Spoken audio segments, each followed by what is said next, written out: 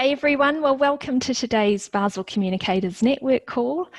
We've got a very exciting talk here today. Anissa is here to chat with us about how science goes social. She's got plenty of tips and tricks to share with us, as well as a lot of research and really a lot of interesting insights as well. So Anissa, I'm handing over to you. Thank you very much, Amy, and thank you for inviting me to speak today.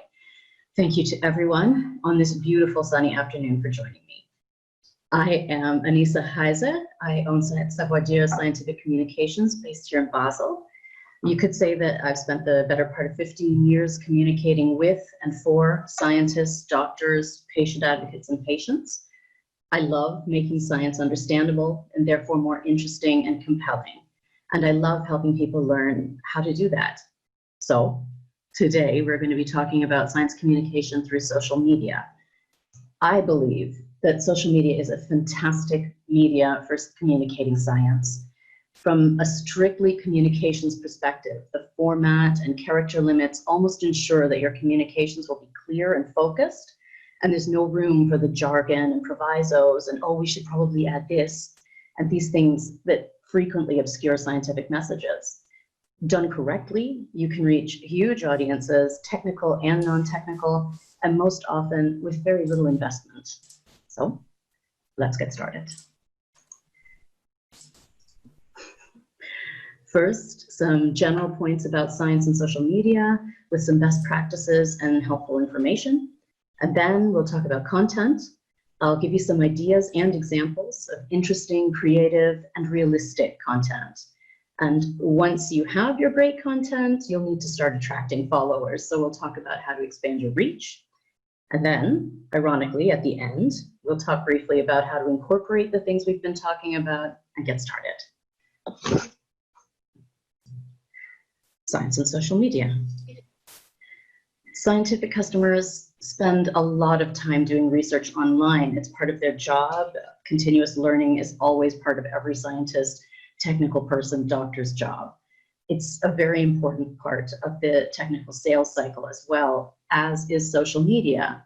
Technical products often require pre-purchase research, so things like new medications, lab equipment, software. You can't just buy out of the box and hope for the best. Scientific customers value peer recommendations very highly, and this is where social media really comes into the sales cycle. The cost of choosing the wrong scientific product can be very high. And they're looking for recommendations and reviews online.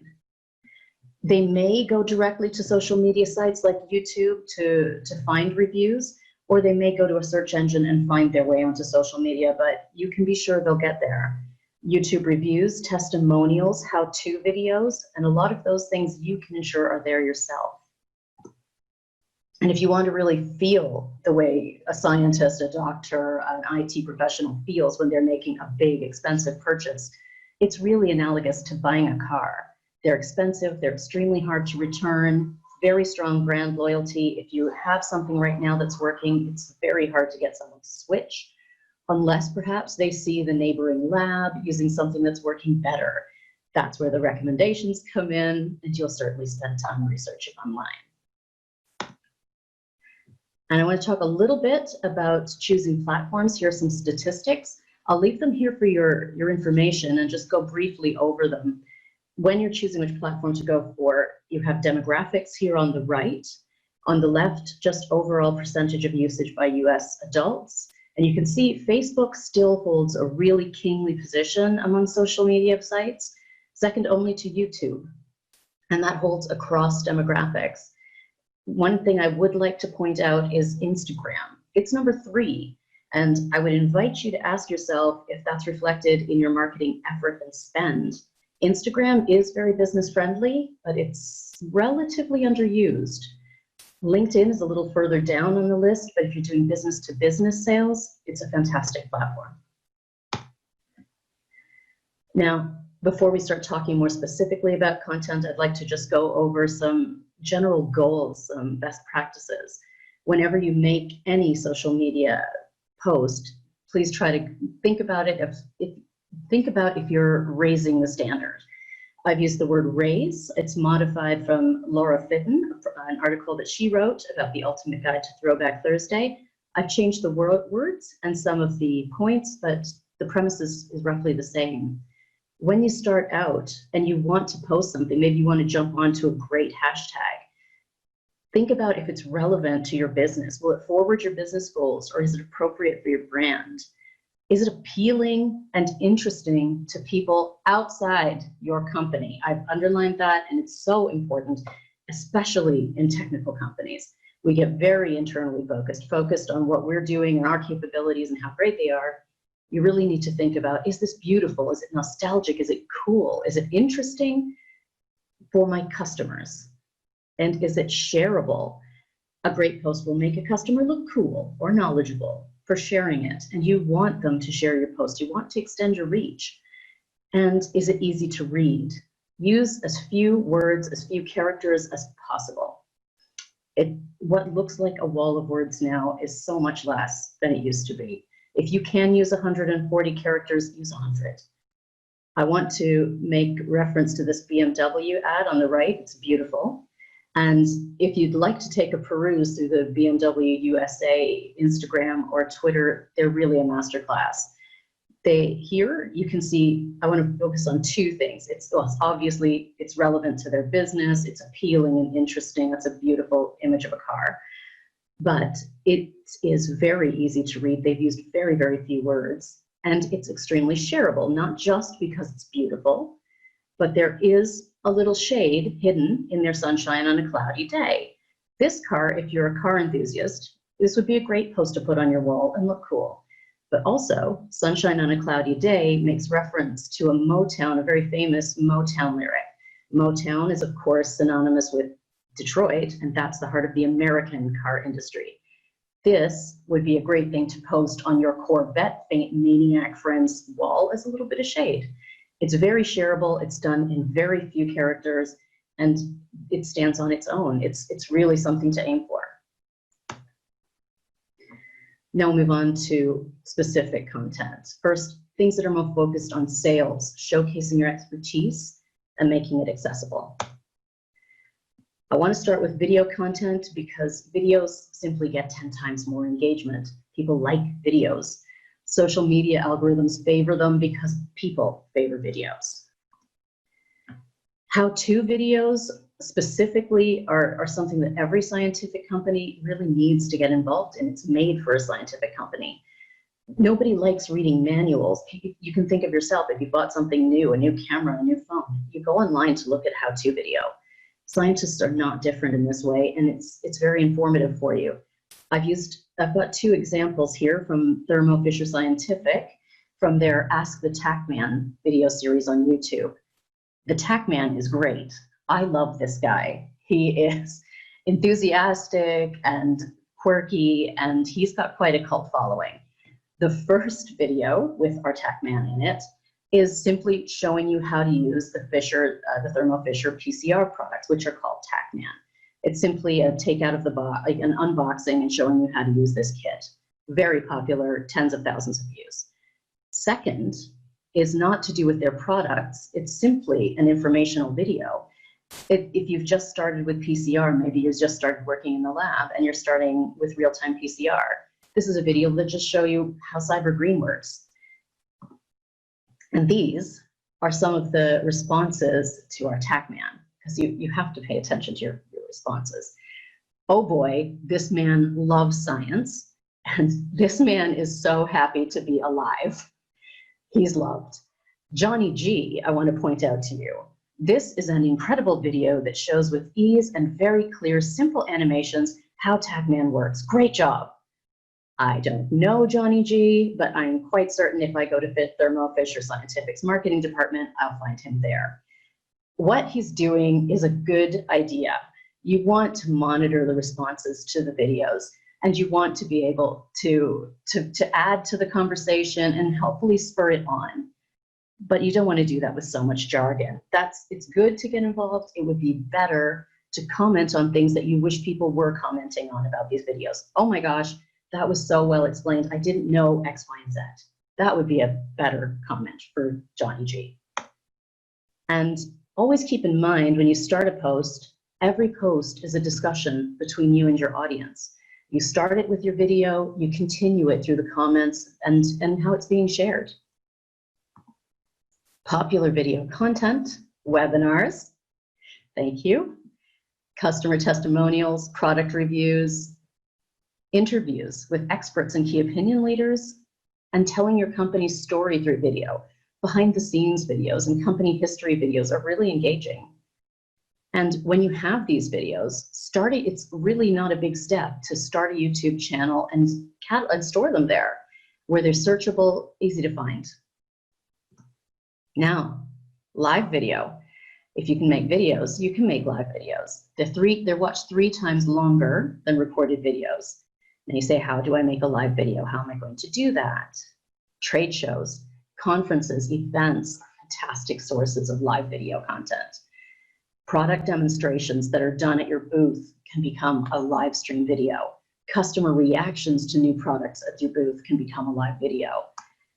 Cut live interviews, customer testimonials, live stream your conference talks and the Q&A sessions afterwards. You can live stream and have the presenter answer live questions and questions from the online viewers. Webinars, as we're doing right now. And you might ask yourself, couldn't I have found a better image for a live video somewhere in the tech world? Not easily. That's something maybe we can work on. Now, live video specific example would be Ask Me Anything sessions, #AMA. Ask Me Anything sessions are just live Q&A sessions. Often it's just the presenter on a specific social media site, YouTube, and Instagram, whatever. And with your followers, you have them ask you questions and you answer them live. It's a great way to display expertise because people love to hear you answer live, to really show your raw expertise. And when you say live and you're doing it live, it's live in the same way that a job interview might be live. You're not going to walk in naked and just answer questions as you feel.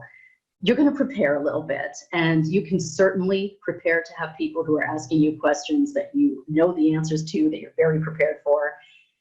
Or you can have people send questions in advance so you can prepare them. Keep your topic really narrow if you're going to do this, because you aren't an expert on everything and you don't want to get surprised. And these social media platforms, Facebook, Twitter, Instagram, YouTube, they make it really easy to set these up. An example on the right is from Khan Academy. And Khan Academy is an academic help website for kids from kindergarten up to university, I believe. They specifically help a lot with math and science. My daughter's an avid user. It's a really great site and very popular. What Khan Academy has been doing during the American lockdown is doing live AMA sessions that they're calling homeroom. So kids are missing class, so they can call in and ask Sal questions as they would their teachers. And in this particular instance, you might recognize the guy second from the left. Val Narasimhan, the CEO of Novartis, was going to be a guest speaker at what this particular Ask Them Anything. They were going to do an interview. Note my use of past tense and note that this didn't actually happen. There was a little bit of a glitch there, and I'll go into that a few slides from now. Behind the scenes content is extremely engaging and does a lot to personalize the technical aspects of your company and what you do. Images, videos, it's really impressive to see the technology behind any complex products, but it's very engaging to see the people who are doing the work. R&D content from the field, the lab, customer sites are really, really effective and very underutilized. On the left here, you'll see an example from General Electric. This is a video from their In the Wild series. It is from 2017. They go over how they simulate 20 years of rain erosion in 2 weeks on the propellers that they use in their wind generator, the energy generators from windmills. What would be good in a video like this? They're doing an interview. It's really interesting and it's good. They'll say things like, you know, we put our wind turbines through the most rigorous testing. There's nothing wrong with that. It's clear to understand and the video will be impressive. But better would be Mo, the young engineer, tells us what it means to him, contributing to the long future of sustainable energy with the wind turbine propellers that he ensures will last until he has grandchildren. And maybe he can only dream of what they'll be doing after him. That's engaging to the customer. It makes them feel part of what's going on, and it really personalizes what you do. Sharing tips. This is another bread and butter one for technical companies. Up at the top, I have to the left an example from Actelion, a really nice one. They sell a pulmonary hypertension drug, and here they're just giving you tips on things you have to remember, or you must remember when you're talking to your pulmonary hypertension doctor, because people can forget and they get nervous, especially when they're older. Something like that is really useful, and it's something that would get shared. Below, in this image, I know this lady very well. I've done quite some work for QIAGEN. And this scientist is in a lot of our tips and how-to videos and collateral. Alice Godden has said, "This lady is helping me through my PhD. She pops up almost daily." Almost daily. Good tips are used. And if you're using them, you share them. And remember, when you're doing the tips, they already have textbooks. Give them high quality, quick, and understandable information. And how would you share your tips? You can do it in videos. Infographics or animated infographics are really popular. Animated instructional videos, and link to articles and white papers that you already have. Now we'll talk a little bit more about branding. And of course, in some of our previous examples, branding is part of it. Branding and sales will always blend together, but let's continue. I want to talk about Throwback Thursday and then some of the other trending weekday hashtags. Throwback Thursday, it's a fun topic. It trends every Thursday, and you share old pictures that could be funny or nostalgic, sweet. Corporately, Throwback Thursday is a really lighthearted way for companies to showcase their history and their connection to the community and their longstanding contribution. It shows that they're established and current and fun. On the right, we have an example from Novartis, Switzerland, and this was posted just as the lockdown for the Corona lockdown was starting to ease up. Restaurants and canteens were just starting to open again, and they posted this great picture from the Geigy days, ages ago, from the Geigy canteen, and they asked, what will you be having today? It's current, and it shows they've been around for a long time, part of this community, engaged. Other hashtags, there are a lot of weekday hashtags, and they're a good way to schedule your posts. You want to have a rhythm to your posts, and sticking to Tuesdays, Wednesdays, it helps with that. One that I find that's it's underutilized definitely, and it's a real opportunity for pharma and healthcare, is Wellness Wednesday. Tips exactly like the one I showed you from Actelion would be perfect for a Wellness Wednesday post every Wednesday. Post something like that. Helpful things that your followers will subscribe to and share. Whiteboard Wednesday is great for sharing tips as well. You can have videos, so with somebody drawing on a whiteboard, or you can just write out a tip on a whiteboard, take a picture of it, and post it for Whiteboard Wednesday. It can be as complicated or as simple as you like. Transformation Tuesday, if your company is innovative, if you do innovative things, show those changes on Transformation Tuesday. But you can, of course, create your own hashtags for your followers to use. Thyroid Thursday, Migraine Monday, Tissue Culture Tuesday, you get the picture. Connecting to current events again, I wanted to point out this Digitech COVID-19 campaign. I thought it was so excellently done. Really in the height of the lockdown, it just started and people were scared. When you went online at Digitech, on the sidebar, you would see, would you like to view our live webcam in our warehouse? And you could watch their warehouse workers, packing things away, getting things ready to ship. It was so deeply engaging, and it got, I'm sure, so much gratitude from customers who were sheltering at home. Some people were quite scared. And here you could live see the people who were working hard to get you the things you need. It was extremely well done, and a brilliant counterbalance to the notice that you should expect delivery delays in this time. I love this ad, or this piece.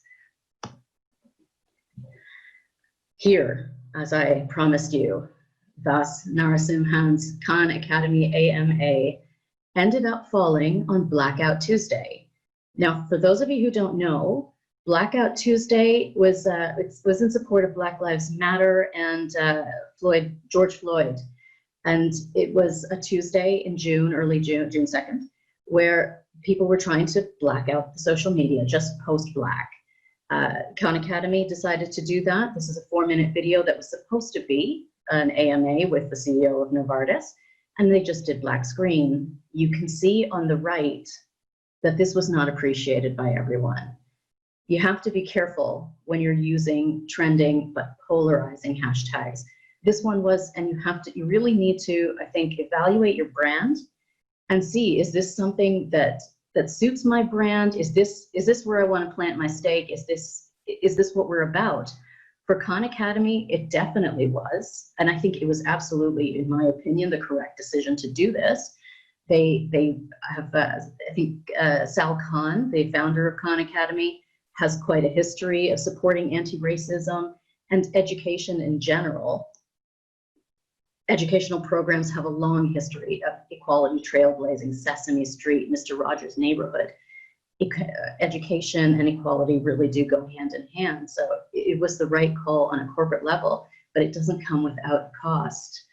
When I was looking through the negative comments, there was a trend. People were generally speaking surprised. They weren't expecting political views when they told their kid to go and watch a math video. And what is unexpected can become intrusive and unwelcome. And the term virtue signaling was used frequently. They felt shamed and they felt like they were being moralized too. Everyone feels like they're right. So when you're using a hashtag where you're actually picking a side, you need to be careful with it. Collaborative content. When we're talking about collaborative content, we're going to start easing our way into getting more attention and spreading the word on the internet. Now, the first kind of collaborative content we'll talk about will be trying to get your customers more invested. Contests, tag a friend content, invite customers to follow, share, and add to your hashtag. This is another example from Kaizen. Really well done Valentine's Day contest. Show us how you're loving my research. Hundreds of people sent their pictures showing how they love their life science research. It was a beautiful way to attract customers and attract attention. And what I think really resonated with a lot of these scientists was you're tapping into their passion with this. They love researching, and people will get involved in hashtags that make them feel proud. They want to see the better side of their nature, the cooler side of what they're doing. So another example of a great contest or something you can ask people to contribute to would be like a World Malaria Day contest, World Tuberculosis Day, anything. Showcase the warriors in the battle against this disease. And that's how they feel. They're on the front lines doing this work. It's a very romantic image, and they want to share that. And let them express how passionate they are. They are loving their research. I came up with a couple, Code Captain, for IT professionals, very veterinary. These two are not being used except for Code Captain. There's one guy who's used it twice, and I thought it was really interesting. He's an IT guy from India. He's tagged himself in a couple of pictures using Code Captain, and he also uses hashtag yum. These guys are funny, and they want to show their lighter side. Tag a friend content. It's as easy as saying, tag someone who inspires you, makes you melt, who's a code captain, who's very veterinary. Another kind of collaborative content is collaborating with a partner. This is an example of a social media takeover, a pass the mic. Dr. Fauci here was passed the mic from Julia Roberts for her, I believe this was a Twitter account. Pass the mic, share the mic now, or an interview. You will be working with a partner, and you're both going to be promoting this event. You want to find a partner, if you're doing something like this, who has followers who are valuable to you, followers that you'd like to have migrate over to you. Key opinion leaders, celebrities, Nobel laureates, artists. What would an artist do with your molecular structures? Or if you're an IT company, what would a black hat hacker, kind of tips would he give if you gave him the mic for a day? And this can all be done at the corporate, branch, or division level. It doesn't have to be all Nobel laureates and celebrities. From the community level, you can use local celebrities, researchers, patients. Oops. Next, we're going to talk about how to attract more customers. The bread and butter of attracting customers, search engine optimization, paid ads, and making use of YouTube. With search engine optimization, be as specific as possible with your your search terms. Try to use long tail keywords, 3 to 4 words, things like seeing bright spots, long PCR template, best screening software. Backlinks are important for ranking, is another thing, and backlinks are when other websites link back to yours. And a way to ensure that you'll have a lot of backlinks is to engage with bloggers, other websites, active social media accounts to ensure that people are linking to your website. Paid ads. So far, we've only been talking about free, and paid ads are really another beast entirely and another talk. But overall, keep in mind, more than a quarter of your audience are going to be using ad blockers, and when you have a paid ad, it always says so. So you're dealing really in the world of proper advertising. Algorithms do favor paid content, which is another thing to keep in mind. And ads with people in them. It's amazing that I feel I have to say this, but in so many tech companies, they're so happy with their instrument, with their chemicals, with what they can do, that they forget to put people in their ads. People with ads with people get 10 times more eyes than those without, and smiling people are best. Smiling women are better yet. Make use of YouTube. YouTube is the second most used search engine and the most popular social media site. Start a YouTube channel to house a searchable library of your instructional videos and promote your channel. Influencers. There is, of course, risk and reward with using influencers. You get tremendous reach. They're influencers with millions of followers. And the Stars brand reflects on yours. You can gain in your campaign star power, or you can get caught up in a scandal. So be careful. This is the realm of big budget corporate comms. For example, this one single post by Kim Kardashian was $500,000. And this was for the drug, a prescription anti-morning sickness drug, Diclegis. Now, with the attention that you get when you're using a celebrity comes regulatory notice. This ad had to be pulled when it was made back in 2015 because it is clearly an ad. She was paid for it, but side effects were not mentioned anywhere. It was pulled, they got in trouble for that, but the return on investment was so great, they ran the same ad again with her when she had her second pregnancy in 2017. Now, influencers are not all Kardashians. There are other kinds of influencers like Derek Feller here. He has type 1 diabetes and over 700,000 followers. He gets paid to support various things to do with diabetes. Here, he's paid to support the Dexcom Warrior campaign. This Dexcom is a medical device company. They make insulin pumps. And you'll notice in the text, or maybe you can't see it, he has a hashtag sponsored to let you know he's being paid.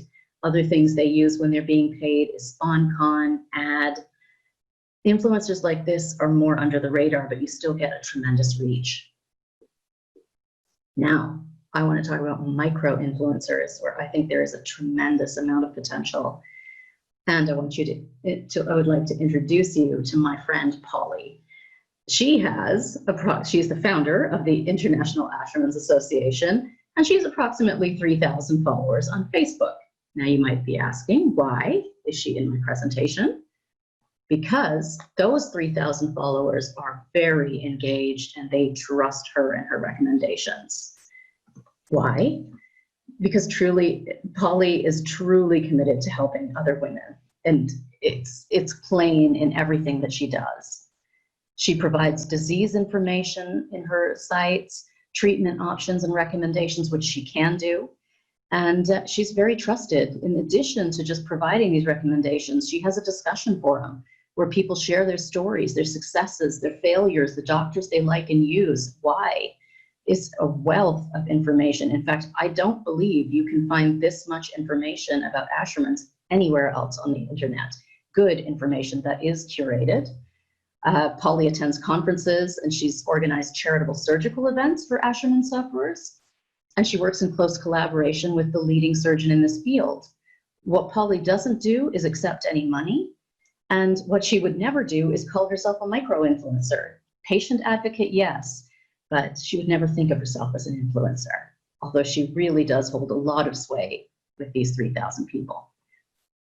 And how do you work with a micro-influencer? When I speak specifically, I'll refer back to Polly and rare disease micro-influencers, but you can see on the right, I just took a quick look through and found lots of them. They're micro-influencers no matter what you're doing.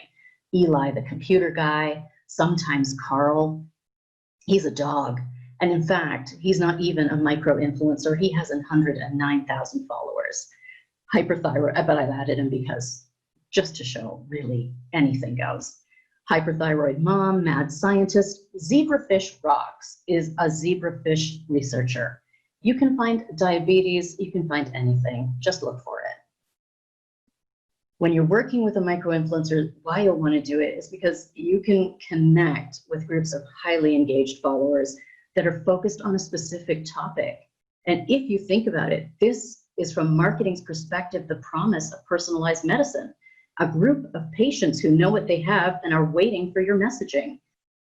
You can't ask for a better target audience than that. You, and working with a micro-influencer like Polly, you align your brand with her respect and credibility. They are also valuable advisors because they certainly work very hard and know quite a lot. Market research you can get from their sites and from them, and clinical trial recruitment sources. How do you pay a micro-influencer? I think my animation went off. There's something in the middle there, but we'll just talk about it. What do they want? Often you don't have to pay them. They're not in it for the money, but they do have to post frequently. High quality post content is very helpful for them. Create a hashtag, give some tips, some curated, compliant content that they can use and share with their community that will be helpful. This would be tremendous, and it would give you some great exposure for that with them as well. You can sponsor them, and sometimes they will take a modest payment. If you're looking at paying, somebody like Eli, the computer guy, somebody who's clearly business to business, he'll probably take some money and put sponsored at the bottom of his post. Otherwise, you can sponsor a conference attendance, a speech, an appearance. And how do you find micro-influencers? Read through posts in relevant hashtags on relevant websites. Go through, look at, see who's posting, who's popular, and how many followers do they have, and what are they really doing? You'll want to get the feeling for them before you commit. Don't jump in just because they've got a few followers and they're talking about your topic. You have to see if the feeling is right. Are they positive? Is it more negative? What are they really doing there? Source it out. And Facebook groups is a really great place to look because the private group functionality makes it ideal for sharing personal information or sharing anything about yourself that you maybe don't want spread around. You can also find micro-influencers through agencies. Some micro-influencers, like I would assume sometimes Carl the dog, they have agents. But these micro-influencers, they tend to not be as genuine. They are trained on how to work with pharmaceutical companies, and perhaps they lose a little something in that.